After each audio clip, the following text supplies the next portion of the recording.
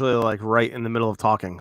Oh, there we go. It And says yeah, the now broadcast we're is live live. with Yeah. Greg Martin. Thanks for coming on tonight. Hey, happy to be here. Thanks for having me. So so I first met you, doing stand up. So how Yep. long have you been doing stand up for? I for 10 years. 10 years. Oh, okay. All right. Yep. Not too bad. So I probably, yeah, I mean that's probably when I quit. So you know Yeah, what well, when you said 2008, I was like, no, it definitely wasn't 2008 because if I met you, right. So maybe it was like 2012. That's yeah. actually wow, that's actually a really interesting story because now I kind of remember the night that it was. That is interesting. Remember beforehand, I was like, "Is there anything you don't want to talk about?" That's probably one of the things that I don't want to talk about. Was the night that we met. Yeah, you know how it is in the comedy world. But what did you? So, what made you want to get into it? It was sort of a midlife crisis. I mean, I was 40 when I first got on stage, and it was cheaper than a convertible and safer than a motorcycle, and you know, that was my midlife crisis. Okay, well, that's fair enough. And Yeah, before that, you are in the insurance business, right? correct. Yeah, I have an insurance agency in Cohasset. Okay, so how does that translate at all? I mean, do you? Um, It doesn't seem like it would from that no, it outsider's really point of view. doesn't. Like I could probably do like, a good solid 10-minute set on people's claims questions, but I would be the only one laughing. Like I would find it hysterical, but other people would be like, Why are you still talking? Why are you on stage, mister? Please get off." Um, but it's actually surprising. There's a number of us. I'm trying to think of who the other guys are, but I mean, I know there's like five or six comics who all work in insurance during the day, and I think maybe it's because there isn't much funny happening during the day that I can you see have to that. find something funny at night. So what where do you get your humor from? I mean, are you like, going towards life stories that have happened or are you more Yeah, political I mean, commentary about pretty much all the stuff that I've done have all been, stories from real life that you might tweak them a little bit here and there, punch them up, and whatnot. But I mean, I was a young parent. My oldest was born when I was 20. And then, uh, yeah, well, you got two kids. You know how crazy wow, that's it. some Wait, of the okay. You say stuff that happened. your oldest was when you were 20? Correct. That's interesting. I've always wondered, see, so I'm 42, my kids are 5 and 7, and Okay. I've always wondered, I'm like, I wonder what that would be like to have them already out of the house when I hit the prime of my life, age 40.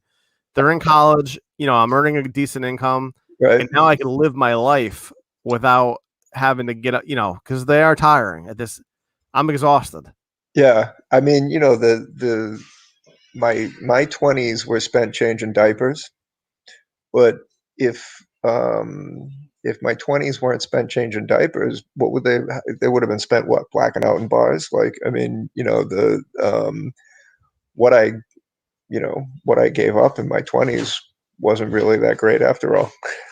Right.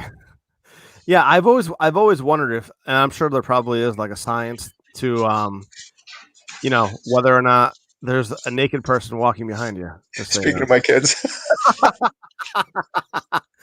I've always wondered if there's a science to like what the perfect age to have a child is. I've always thought that it has to be like 17 or 18 because that's when you're the healthiest. Oh, wow. Like, what do you think? I You're mean, isn't going that what they were hard. doing? Like, like the caveman days, I would imagine, right? Yeah, probably. I And mean, they're fighting. They're like killing dinosaurs and eating them. I'm assuming that they were probably a lot stronger than we are. probably. I mean, I I think having kids young works out great. Um, the but different strokes for different folks. I mean, Yeah, there's certainly some folks who aren't ready at all when they're young. But for me, it was it worked out really well. I mean, I grew up, um, when I was uh, faced with the challenge, if you will, it was time to grow up, and so I did. Yeah, I mean, I follow you, on Facebook, and you seem to be definitely involved in social commentary and Well, a little trying to bit. be a good person, I right? try. Which is commendable.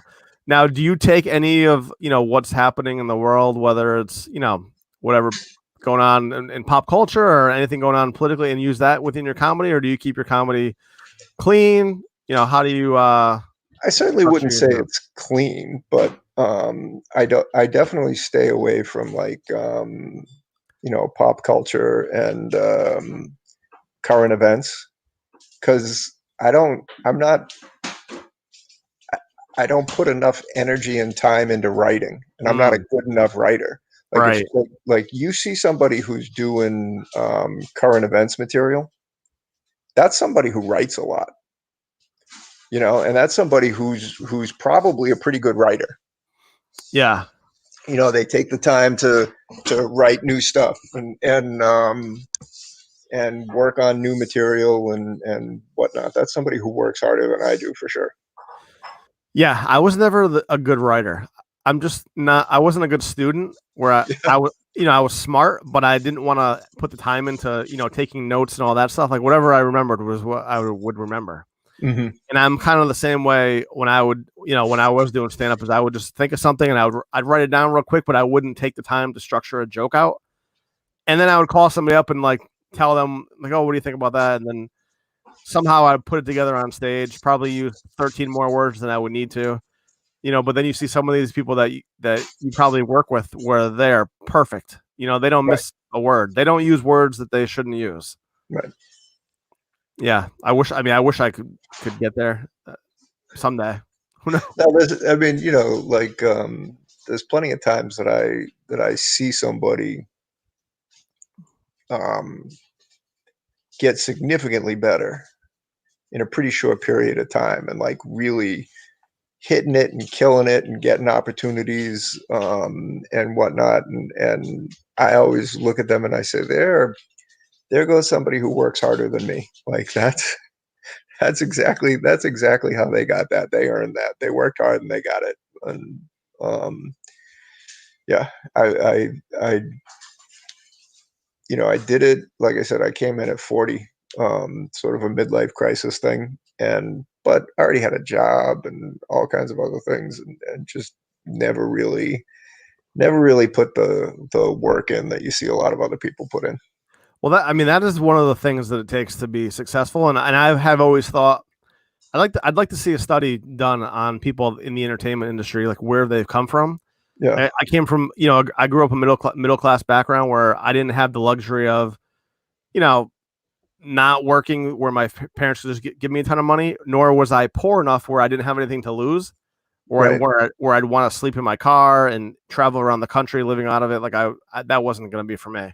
Yeah, So that is interesting, right? Because you do hear like the Drew Carey story where he lived in his car for a year, traveled around the country until he got to California. And by the time he got there, everyone already knew who he was, right? So you got that type of story. And then you have the Dangerfield where he quits and then gets back into it when he's like 50, was it 50 or 40, mid 40s? I don't know.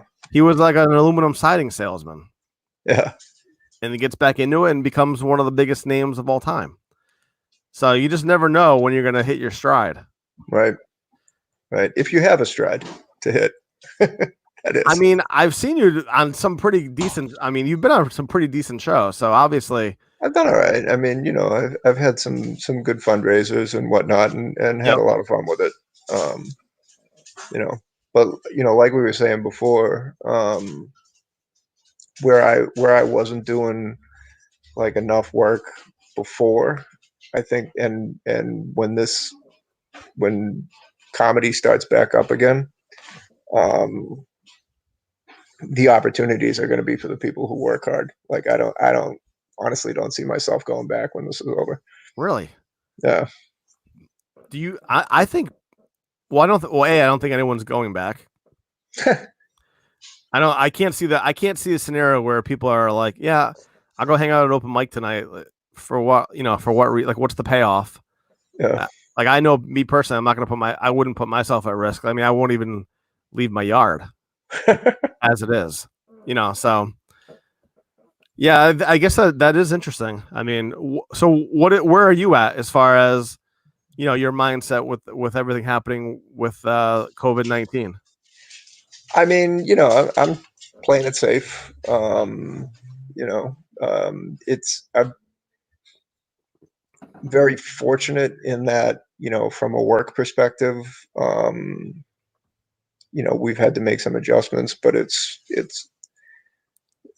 the adjustments that I've had to make as far as work are nothing compared to what you're seeing a lot of other people make. So I'm, very lucky. People who live on tips, people who have to work directly with the public, they've suffered a whole hell of a lot more than me. And I help take care of my mom. So the most important thing for me is making sure that she stays healthy. So Hmm. you know that means that means not taking risks with for myself. You know, like I can't take a bunch of stupid risks and then bring something home because Right. I get sick, my mom gets sick, and that's not acceptable. So are you on the open it up or not open it up side? I mean, I would certainly like to see um, everything be done carefully and and safely. Um, that's the important thing. We've had 2 months to learn, um, and we've had 2 months where I mean, things that we should have been doing. We should have been getting a testing, a much better testing protocol and source, contact tracing and all the things that you're seeing the other places that have been successful in fighting it get those going. But on a more local scale, you've had 2 months to think about how you can do things more safely in this environment and um, implement them. There's if you go through like Baker's plan, you can always sort of pick out like, well, this doesn't make sense. If this is, if this is open, why is this closed? And da da da da da. And you can nitpick certain things, and there's definitely some mistakes in there. But um, you know, the important thing is looking at it and saying, how do we do things safely? Not, how do we do things safely? How do we do things carefully?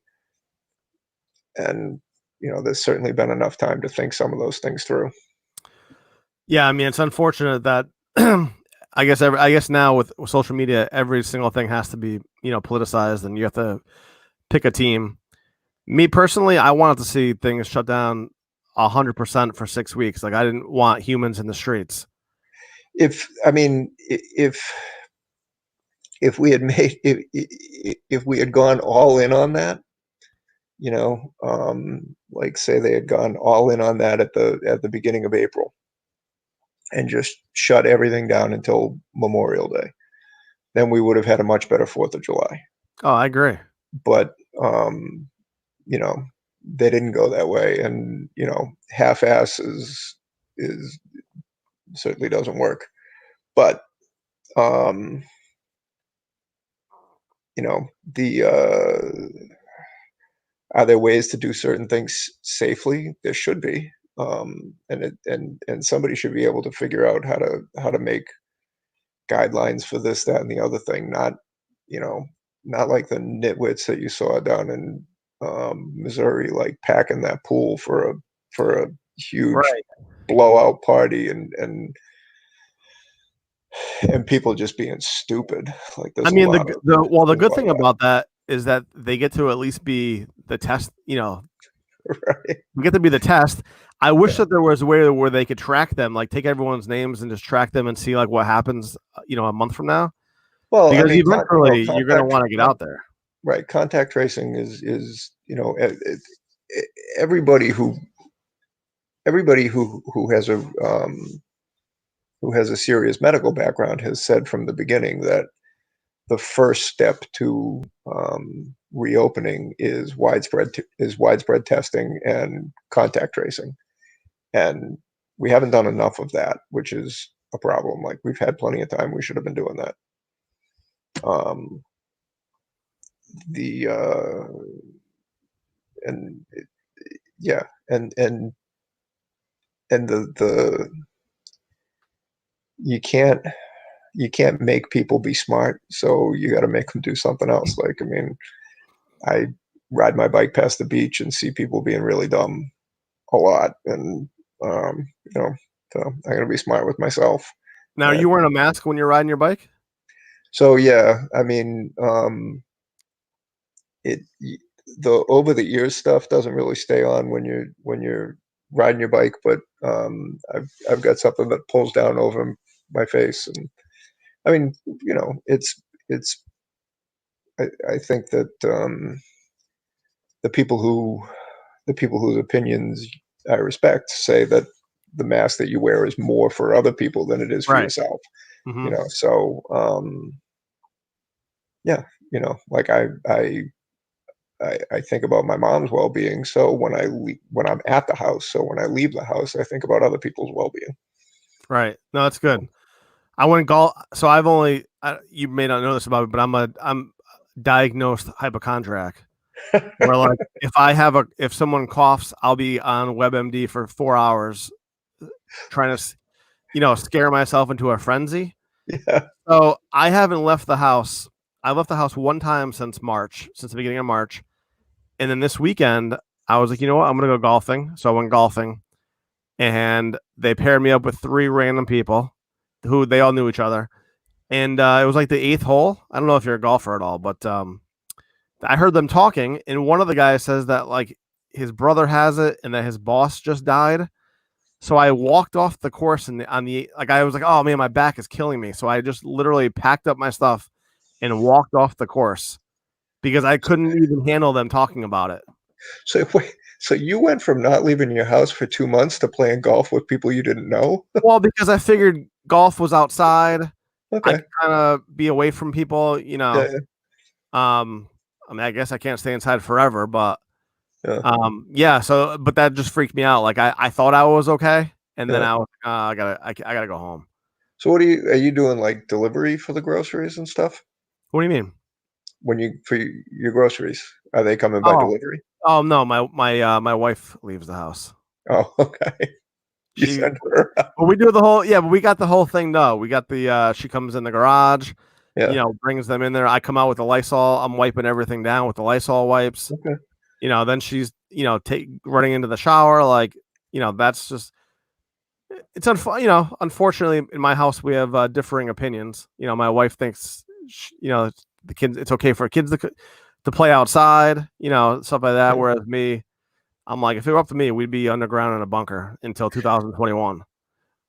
But, Yeah, you I know, don't think I've already had my birthday this year, but I don't think 2020 counts to my age because I'm not really using it. Like, I'm no, not using this year. I know. Next I next year tweeted when I have my birthday, I'm gonna be 50 again.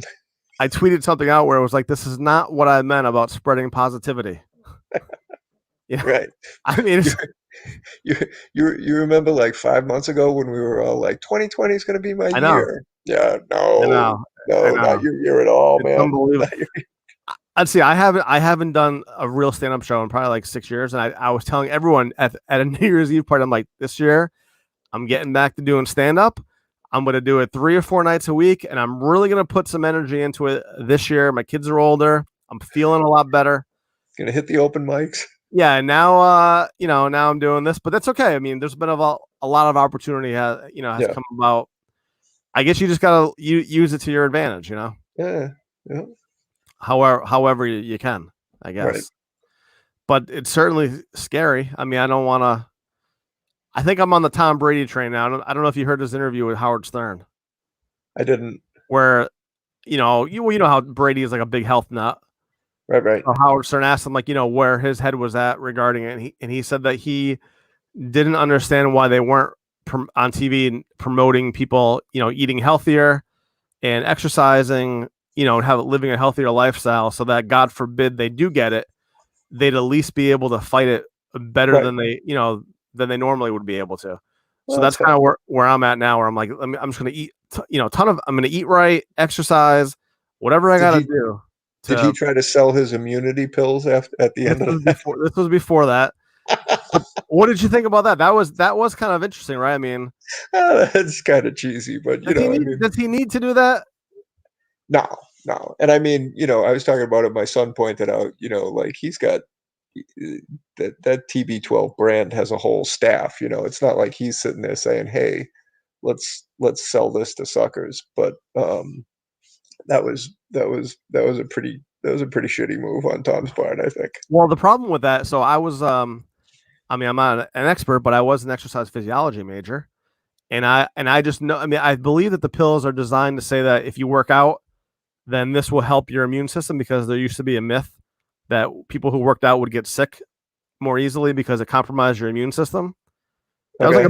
That was a big myth, but the reality was the reason that you'd get sick is because if you were an athlete, usually you were competing against a lot of people in a small area with a Okay. lot of fans, right? So Yeah. that's why you got. And then Exposed to more germs. right. So what they found was that what really happens is that um, when you exercise, with the good germs in your body or your immune system, whatever, it goes from your blood to other parts of your body to help heal that. Like if you run a marathon, well, if they took your blood test, then those high enzymes wouldn't be in your blood because they'd be on your lungs because you just ran a marathon. Okay. They'd be working, to rebuild what you just broke down.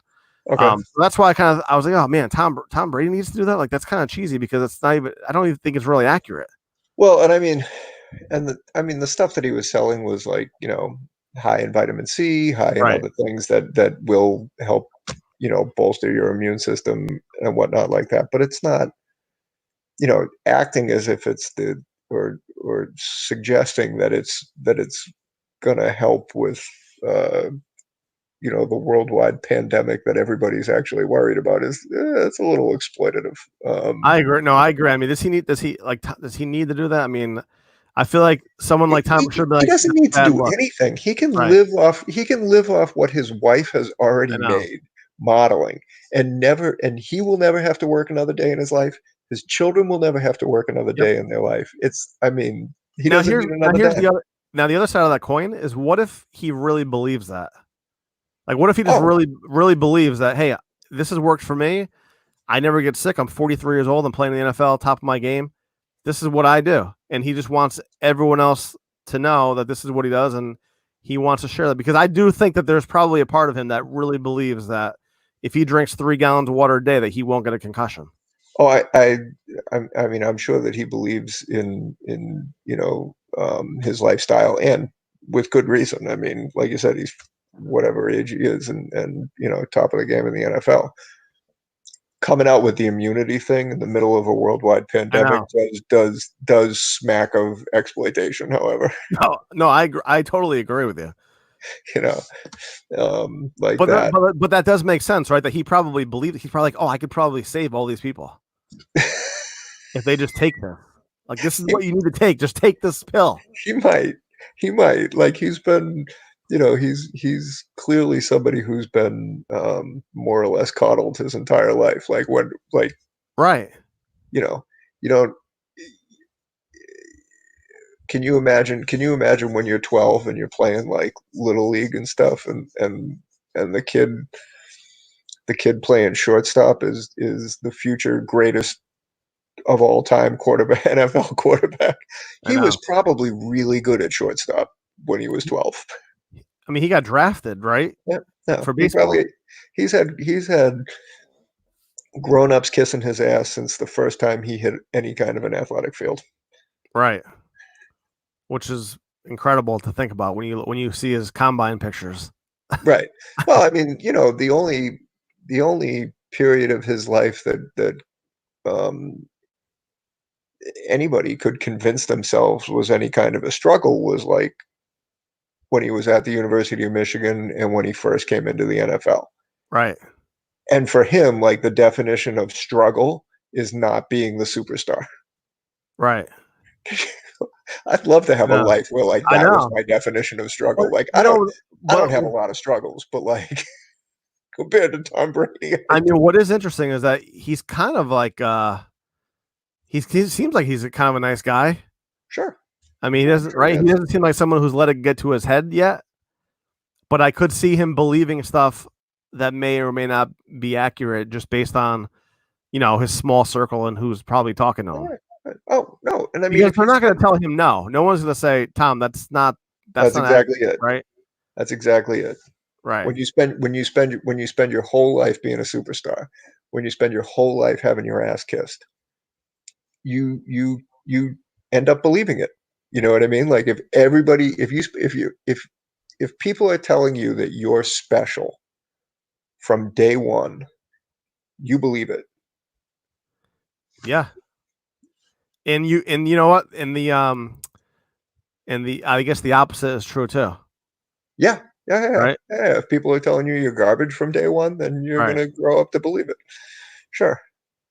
Yeah. Yeah. That's well, I only bring that up because I know you have a domestic violence charity, right? That you Yep. now do you run the charity? Now, how does that work? If you want to talk No, about that, well, so like our corporate giving, our marketing program at work is tied into our corporate giving. mm-hmm. So, um, we've made our corporate giving program like the centerpiece of our marketing campaign. And what we do is we pick a different charity every month. We promote them. We set a goal. We try to save people $10,000 a month. Every time we hit it, we give 1,000 to whatever the charity of the month is.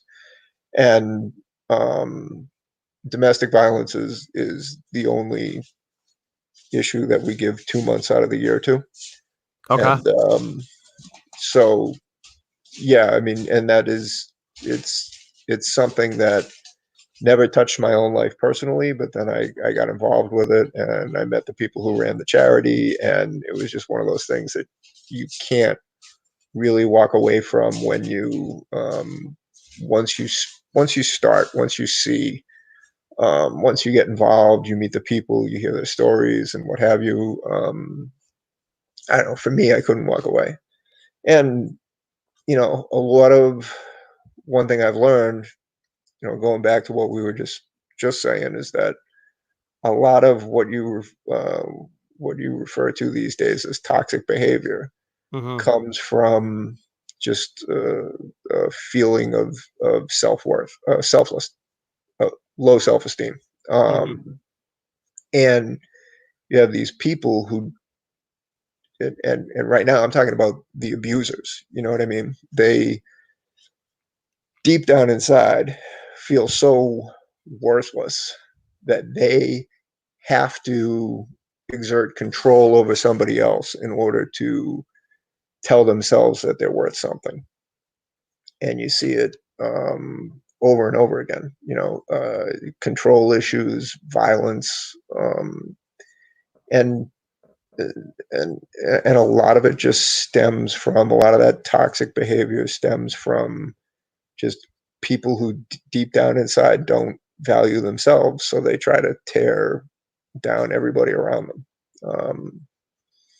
And it's this month's charity is a domestic violence charity. It's South Shore Resource and Advocacy Center down in Plymouth. It Okay. used to be South Shore Women's Resource Center. And when we first started this program, I wanted May to be a women's organization to tie in with Mother's Day. And that's how I came across the South Shore Women's Resource Center. And they were the people who first introduced me to the issue. And yeah, I mean, what you see is these abusers, typically men, they feel terribly inadequate, and they're just tiny, tiny little people inside. And in order to compensate for their own sense of inadequacy, they will control their spouse, beat their children, exert financial control, because making that person feel small, tearing that other person down, is the only way that they can make themselves feel big. Mm-hmm. Um, and it's and you see it across a lot of things, but some people will take their feelings of inadequacy, and instead of outwardly attacking others, they drive it all in, and they attack themselves, and that's when you see a lot of alcoholism, a lot of addiction, things of that nature, and and just beating themselves up. Yes, I mean that's got to be tough to hear some of those stories. I would imagine. Some of them are really tough. So where can people donate if somebody wants to make a donation? How does that work? So for this month's cause, the website is theSSWRC.org, which is based on their old name, the South Shore Women's Resource Center. Okay. If you're having any trouble finding them, you can go to my website, CohassetInsurance.com, scroll down, you'll see a link to their page. I'm going to throw Pretty the link quickly if you in scroll the down. comments right now, All right. in case anybody wants to donate to it. Yeah. That's and you guys do this you said 2 months a year you do this? Well, I mean, we do a different charity every month, but Yep. domestic violence is the one issue that takes that we give 2 months out of the year to. So May is we do social resource and advocacy center in honor of Mother's Day, and then in October, which is Domestic Violence Awareness Month, we do a different organization called the Love Life Now Foundation. So it's the only issue we give 2 months out of the year to. And how long have you been tied into these particular charities? 5 years now. Ah, wow, good for you. Yeah. And you do and you run events as well, right? Yeah. In November we have a fashion show that we put together. I'm really just a pretty face who helps sell tickets. There's other people who do all the work, but there's a fashion show that gets put together with the Love Life Now Foundation, who's our October cause, and then so we promote that all during October, and then the first Saturday of November we do the fashion show. And all of the models in the fashion show are actually survivors of domestic violence. So they come out, and it's a very empowering and amazing event for them.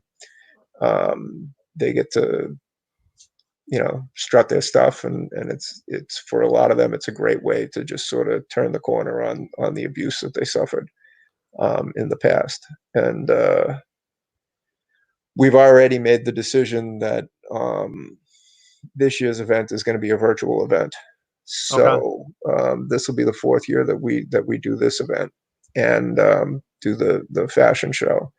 And I don't know exactly how it's going to work as a virtual event yet. One of the most important aspects of it is for the models. They come out, they step out of the dressing room and onto the runway, and the place goes nuts. I mean, like, absolutely crazy, and there's just this room full of loving, caring, supportive people cheering them on, and that has been, for me, the best part of the night. I mean, we raise some money, we do all right, in terms of the money that's raised. We do better than break even.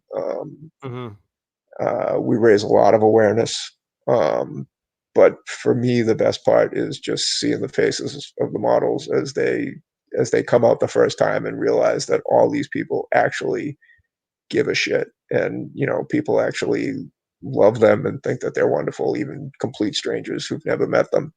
So we haven't quite figured out how we're going to give them that experience this year, but we're gonna do something. Well, I can share with you a event that I did a few weeks ago. Okay. As you can see behind me, I have a huge wrestling collection. Okay. I have a bunch of friends in the industry, and a lot of the wrestling events were canceled this year. Yeah. A lot of independent wrestlers and authors where they depend on going to these conventions for their living. Yeah. So what we did was we put together a virtual convention using this platform right here, where we had a different wrestler or an author every half hour, and we had people, in the comments. So we put the comments up on the screen. We had, probably had like a couple thousand people that were watching at one time, but it actually worked out pretty well. Wait, how many people did you have watching? A Well, couple thousand? Well, we had an agreement with Fight TV, which has like 2 million subscribers. It's an app Okay. because they do like wrestling and boxing events. So we got Yeah. some. They need content because there's no content happening. Right.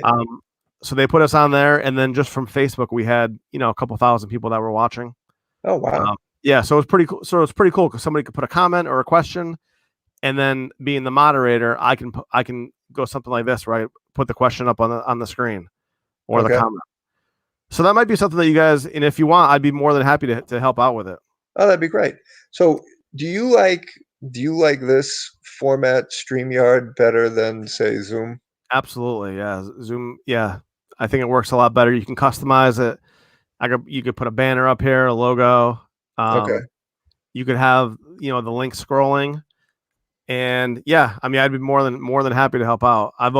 That's always been something that I should get into was the domestic violence charities. My mom was a victim of it, and sorry. I've always felt like I should give back. I don't know if I was ever ready to like share that story, but I don't know how many more years I got left on this earth, so maybe I should start doing something. Hey, listen, there's no time like the present, man. That's true. That is true. No time like the present. But that's something to think about, right? Because you could have, the women come into the virtual room like you were, and then you could just, put them on the screen one by one. Yeah. And then you can share the comments or however you want to do that. But okay. It's something to think about. So, yeah, and I mean, most of our models are women. We actually have a couple of men too. Mm-hmm. Who are survivors. One of whom I met shortly after his mom was murdered by her abuser down in Florida, and I met him shortly after that, and just super impressed with his strength pulling through it. And there's another gentleman who the specifics of his story I don't know, but I mean I know that he's a survivor himself, and he's been through a lot, and he's done it every year with us, and he's just great. I mean, like you see him do it, and he just owns the stuff. He's fantastic. But yeah, no, we have a really good crew. We have a really good crew. But I will definitely take you up on that. Yeah, I mean, if you need any help putting it together, I mean. And so then you broadcast this live on your YouTube channel through the StreamYard app that we're on. And in the Facebook page that I have, yep. Okay, cool. So yeah, you could set up a page, if you have a page set up, which you probably already do. Yeah. And then you could have something where people can make donations, during the show, whatever you want to do. But I mean, yeah, I mean, I'm more than happy to help you get it on virtual. This is my new thing. Is going to be helping people do stuff virtually because I don't want to engage with any humans in public. So if I could figure out a golf virtually, I would do it. But there's got to be a way. Well, there's golf video games, right? Yeah, I guess it's almost the same. Almost the same. Yeah, well, that's great. That's great, man. Do you ever do any? See, you probably don't do comedy shows, right? That's probably hard to do, I would imagine. I mean, we've done plenty of fundraisers. I've never specifically done a fundraiser for a domestic violence organization, but I mean, we've done fundraisers for organizations where you know how it is. If you're putting a show together, you want to pick comics who fit that audience. You know what I mean? You don't want to do. There's one that I do for a charity where a lot of the people I've been sober for 30 years. So thank you. I quit drinking when I first found out I was going to be a parent. And so there's one fundraiser that I've put together a couple of times for this one organization, and the people who run it for the most part are all sober. And you're not going to pick a bunch of comics who come on and are like, oh my God, I got wasted last night. Let me tell you about this crazy night I had with, getting drunk and doing blow. Like that's not who you're picking for that event. So, you get an event where you want a certain vibe, you pick the comics who meet that vibe. Well, if you ever have an event with 6-year-olds, my stuff right now kills 6-year-olds. That's it. That's my audience right now. I got Peppa Pig jokes. I got You Tom and go Jerry around, you do jokes. the "I got your nose" thing. Oh yeah, I got that one down. I got I got them all down. Yeah, Dad 6-year-olds. jokes I mean, galore. you go back to the fart jokes and Oh, they love poop poop. That's poop it. humor. Poop That's humor wins. all I have to do is insert the word poop for anything else, and they love it. That's 100% true. Somebody asked me, I saw somebody looking for a comedian for like first graders. So I responded, I go, well, I know the word poop, so I think I'm in. I'm good. I'm good. I'm your Like, guy. tell them anything about poop. Totally your guy. Yeah, so yeah, I mean that's kind of my brand of doing stand up was kind of 100% clean. Okay. Um I never felt comfortable telling jokes where anyone in the audience could either take it the wrong way Hmm. or not like me because of that joke. Okay. And that's you know what I mean? I Yeah. just never felt comfortable, and that's probably more of a me problem than an audience problem. You know, Yeah. I just wouldn't have, the confidence to be able to deliver a joke like that. Well, it's only a problem if you let it be a problem. If you think it's a problem, Yeah. happy doing it that way, then great. I mean, I've certainly got cleaner over the years, and I think one of the things that I learned in comedy, and maybe it's because I started so late in life, right? Like I came in at 40, and I was learning from people much younger than me, right? So it's kind of a different type of relationship, right? Like you expect the older, more experienced person to be the mentor, and the younger person to be the mentee, if you will. And when I came in at 40, I was in some ways being mentored by people who were much younger than me, and it taught me to be a better listener, and it taught me to be more open minded, and it taught me to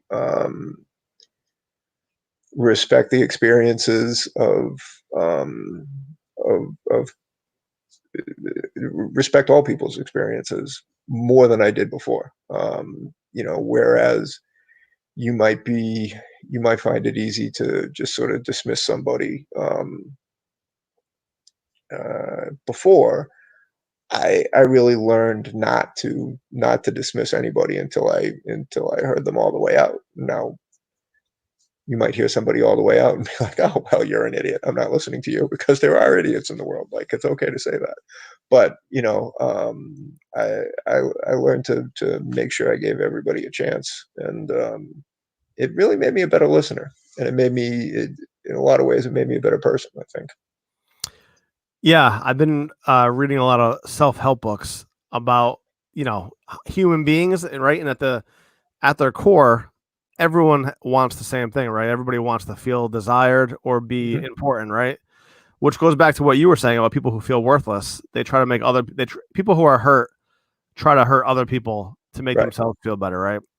So, do you ever have to negotiate thinking about someone else's feeling, like what somebody else grew up with that made them into that person that they are, that would make them like a terrible person, or are you just like, Well, because I it's mean, hard, because it's hard for me because you know I'm never ever forgiving the person who put my mom through hell. Like that's never going to happen.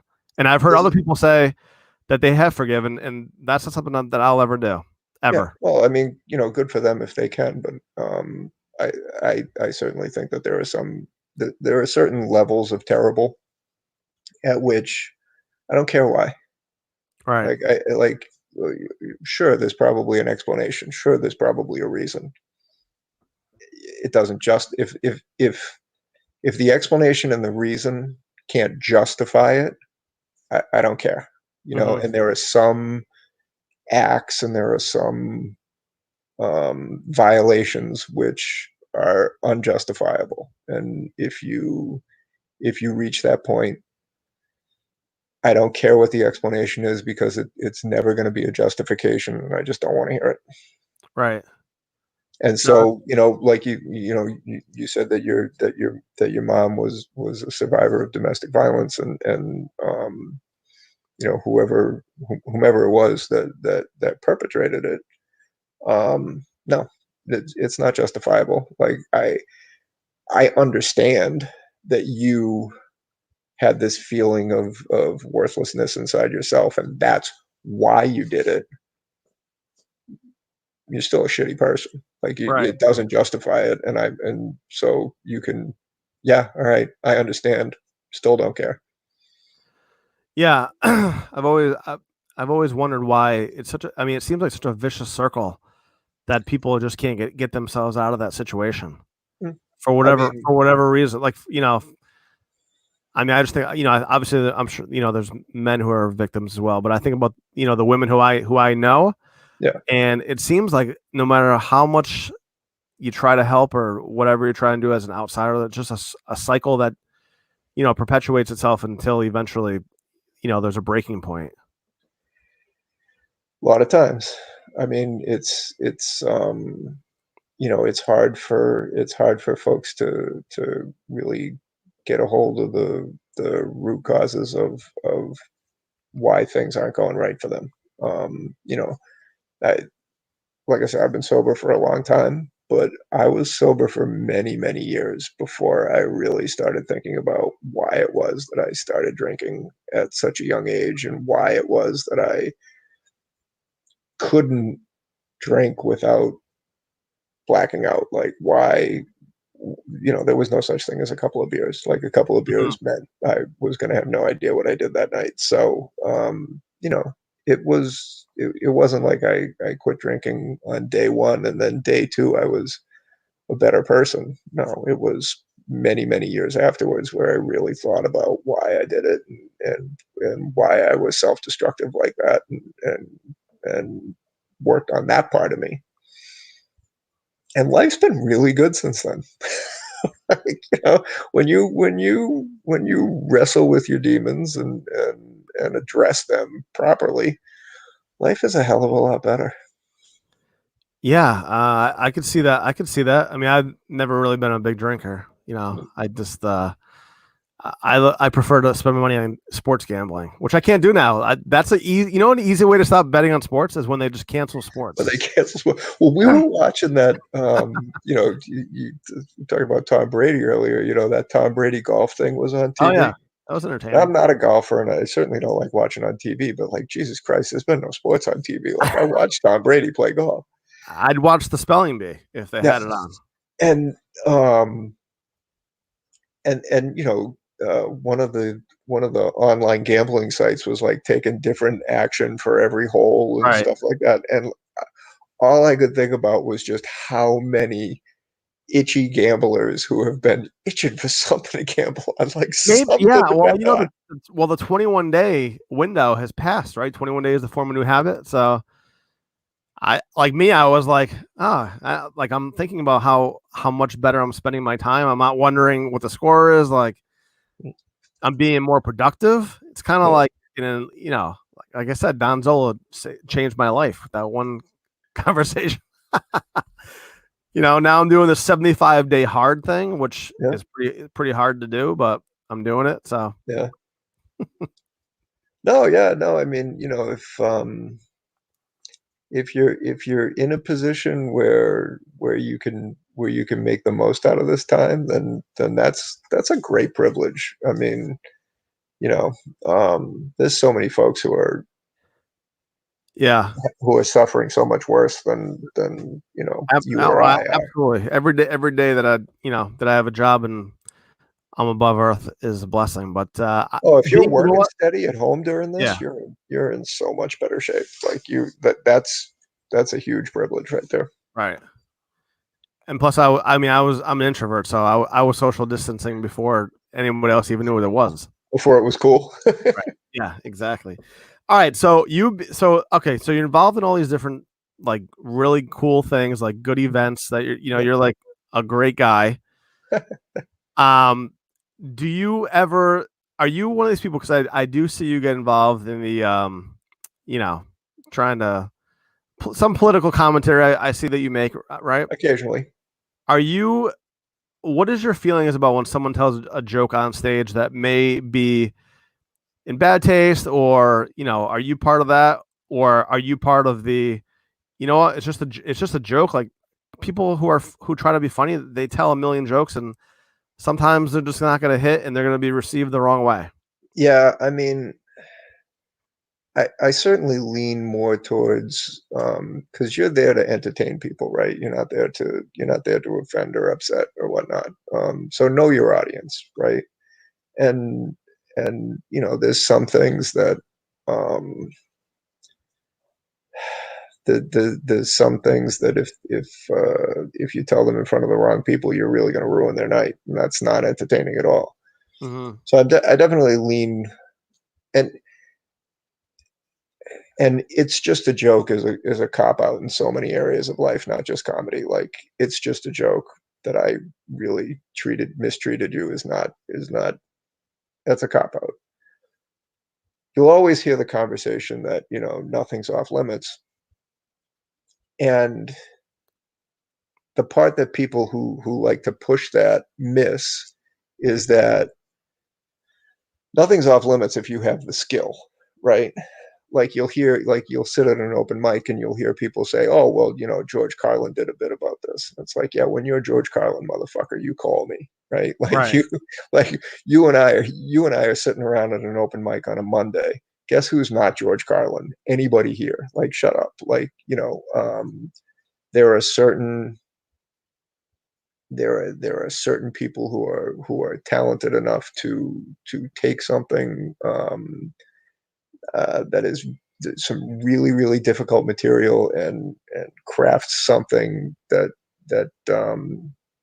gets some humor across and doesn't offend people and whatnot. But that's rare. It's so rare. I always say that a sign of real brilliance is that when somebody can say something that you fundamentally disagree with and really, really dislike and still make you laugh.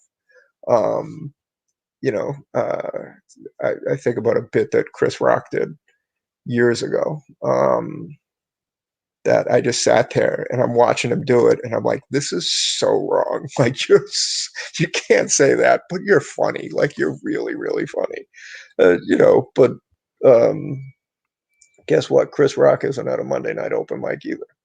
Or he might be, he might go places and practice on Monday nights, but he's not at any of the same places I am on Monday night. That's for damn sure. If Right. you're in the same room I am on Monday night, you're not Chris Rock. Yeah, I guess well, I'm usually like in the, I guess it was kind of, as long as if there's a punchline to it, I guess I guess it depends on what the reason that someone's making the joke is. If they're doing it for like shock value, then I'm Well, like, well, I mean, that's an what was easy the point no. of that? What was the point of that? Like Yeah. that's not like your brand or whatever. If it's like Louis C.K. or someone or like Chris Rock or Chappelle saying something, then it's like whatever. I mean, they Right. tried it, it worked. Maybe it worked. Maybe it didn't work.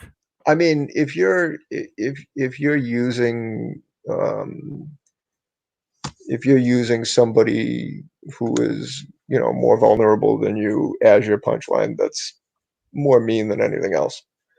But like you mentioned Louis C.K., right? So Yeah. like Louis C.K. had some jokes and was always one of those examples of like, well, Louis C.K. did a joke about this, that, or the other thing, and then in hindsight, some of those were a little bit more questionable than we thought in the beginning. Yeah.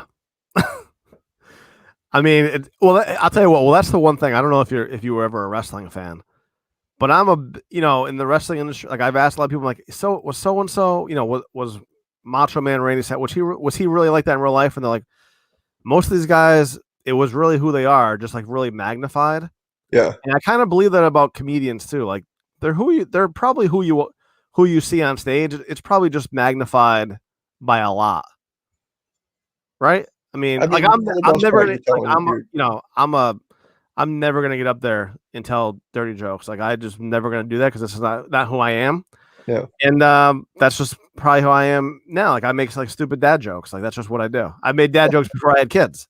Yeah. You know, like that's just not my brand. But I can see people who are on stage. I'm like, I probably wouldn't hang out with that person just because I don't even, what would we do? We would be blowing lines in an alley somewhere because that's all they talk about. So I'm assuming that they have some experience doing that, right? Right. Yeah. Yeah, probably.